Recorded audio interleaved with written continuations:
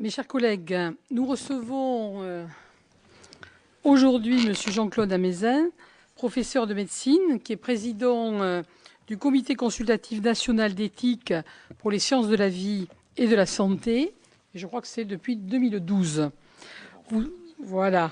Vous en êtes membre depuis 2005 et vous avez été renouvelé au poste de président en décembre 2014. Ce mandat ayant une durée de 2 ans renouvelable.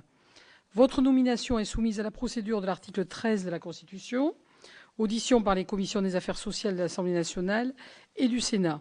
Vous êtes donc accompagné de M. Alain Cordier, vice-président. La commission d'enquête sur les autorités administratives indépendantes entend procéder à l'audition des 42 autorités administratives indépendantes qu'elle a identifiées, grâce notamment aux travaux de notre ancien collègue Patrice Gélard. Votre audition, à travers la présentation de l'activité du CCNE que vous allez nous faire, va nous permettre de mieux apprécier les spécificités et les raisons qui justifient que la loi de 2004 ait fait du comité qui avait été créé en 1983 par décret du président de la République une autorité administrative indépendante. Comme la loi le permet, votre audition fera l'objet d'un compte-rendu publié dans le compte-rendu détaillé des réunions des commissions, qui est diffusé en version papier et sur le site Internet du Sénat. Par ailleurs, votre audition est ouverte au public et à la presse et fait l'objet d'une captation vidéo.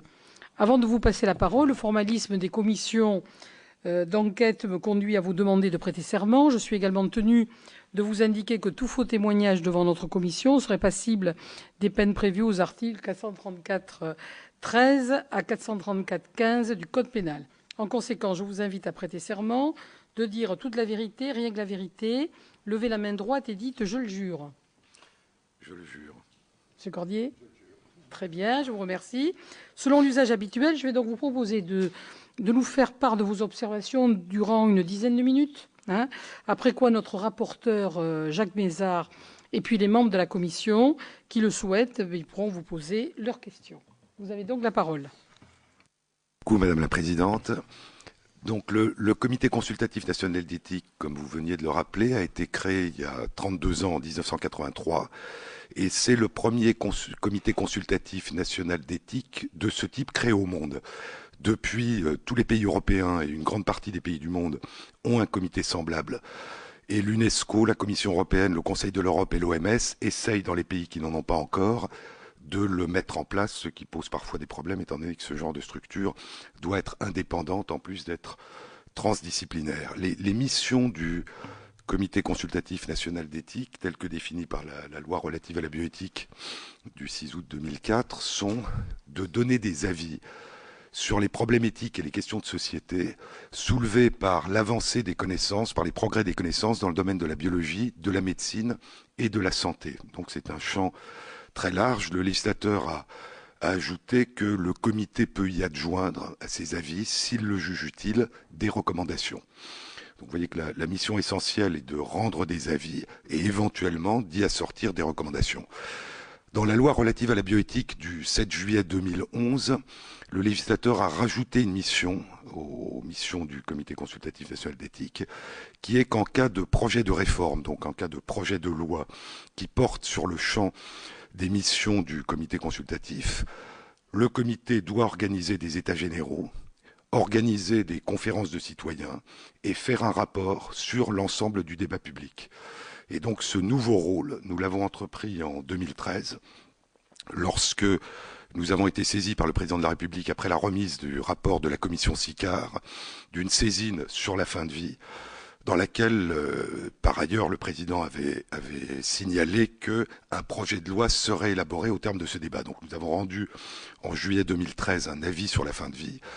Nous avons considéré donc que ces nouvelles dispositions s'appliquaient. Nous avons organisé une conférence de citoyens, ce qui pour le comité consultatif était une activité tout à fait nouvelle, qui a eu lieu et qui a rendu son avis en décembre 2013, pour donner à ce débat un caractère plus large d'états généraux. Nous avons demandé aux espaces régionaux de réflexion éthique, s'ils le souhaitaient, selon les modalités qu'ils souhaitaient, d'organiser en région des débats sur la fin de vie. Et puis nous avons remis un rapport en octobre 2014 sur l'ensemble de ce débat de plus de 2 ans. Alors il y a eu une autre, à cette occasion, activité du comité consultatif qui n'avait pas eu lieu jusqu'à maintenant, en l'occurrence le fait que le Conseil d'État a saisi le comité consultatif, l'Académie de médecine, le Conseil de l'ordre des médecins et M. Jean Leonetti pour demander des observations générales sur la notion d'obstination déraisonnable dans les cas où des personnes étaient, comme M. Vincent Lambert, dans un état de conscience minimale ou un état dit végétatif. Et donc nous avons rendu ces observations générales en mai 2014 et nous les avons rendues publiques à partir du moment où le Conseil d'État a rendu son avis. Un petit rappel peut-être sur la nomination des membres dont les modalités n'ont pas changé depuis 32 ans. Donc 5 membres, le président, comme vous le rappeliez, est nommé par le président de la République pour un mandat de 2 ans renouvelable sans limite précisée. Tous les autres membres sont nommés pour 4 ans, renouvelables une fois. 5 membres sont nommés par le président de la République comme appartenant aux principales familles philosophiques et spirituelles. 19 membres sont nommés pour leur intérêt ou leur compétence dans le domaine des questions éthiques. 15 membres sont nommés parce qu'ils appartiennent au monde de la recherche. Et donc, nous sommes 40.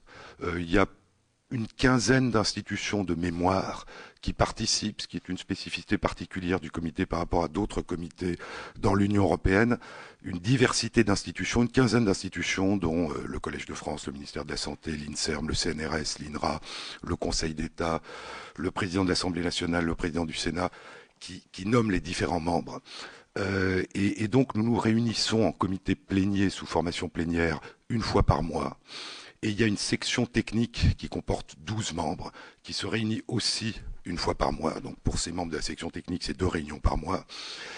Et la section technique, le président de la section technique et le président du comité nomment, chaque fois que nous sommes en train d'engager une réflexion, 2 rapporteurs. Un groupe de travail se constitue sur la base du volontariat parmi les membres. Et donc ce groupe de travail se réunit en dehors des 2 réunions que j'ai mentionnées autant de fois qu'il est nécessaire, présente l'avancement de ses travaux quand il le juge suffisamment avancé à la section technique, qui demande des compléments ou qui décide que le projet peut être présenté au comité plénier qui à ce moment examine s'il y a du travail encore à faire et donc suivant les avis. L'élaboration d'un avis peut prendre 3 mois ou lorsqu'il s'agit en particulier d'une autosaisine où le comité lui-même s'est saisi, ça peut prendre 3 ou 4 ans, c'est-à-dire que l'avis n'est achevé que lorsque le comité pense que sa diffusion rendra un service à la société. Et plusieurs avis donc sont élaborés en parallèle pendant une année. Alors, en dehors de ces réunions, le comité a des réunions avec d'autres comités dans le monde, 1 à 2 réunions par an avec l'ensemble des comités de l'Union européenne, 1 réunion tous les 2 ans avec l'ensemble des comités d'éthique dans le monde, et pour des raisons historiques, 1 à 2 fois par an, ce que nous appelons des réunions trilatérales, avec nos collègues du comité d'éthique anglais et nos collègues du comité d'éthique allemand, ce qui nous permet de réfléchir à nos avis avec un éclairage international et un questionnement international. En dehors des 2 documents dont je vous ai parlé, le rapport sur le débat sur la fin de vie et les observations écrites au Conseil d'État, le comité a rendu 123 avis, donc qui sont sur notre site et qui sont tous traduits en anglais pour pouvoir être lus de la manière la plus large. En ce qui concerne les modalités de fonctionnement, donc le budget du comité consultatif est inscrit sur le budget des services généraux du Premier ministre, la direction des affaires administratives et financières. Et donc, en ce qui concerne les dépenses de personnel, elles sont de l'ordre de 340 000 € par an. 4 personnes qui travaillent à plein temps, une secrétaire générale, Marie-Hélène Mounera, un documentaliste, puisqu'il y a un service de documentation qui est d'ailleurs prévu par le législateur au sein du CCNE, une secrétaire, et puis un comptable.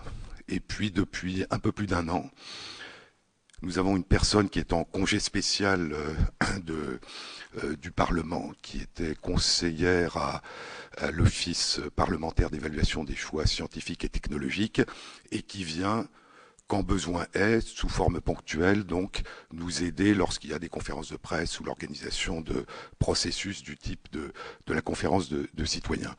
En ce qui concerne le budget de fonctionnement donc du Comité consultatif national d'éthique, nous avons essayé de le réduire dans le cadre des dépenses, de la réduction des dépenses globales. Donc, à titre d'exemple, il était de l'ordre de 560 000 euros en 2012. Il est passé à 500 000 en 2013, incluant l'organisation de la conférence de citoyens, qui, après un appel d'offres limité à 130 000 euros, a représenté une dépense de près de 150 000 euros. Donc le fonctionnement du CCNE est passé à 350 000 euros hors cette conférence de citoyens. En 2014, il est passé à 250 000 euros.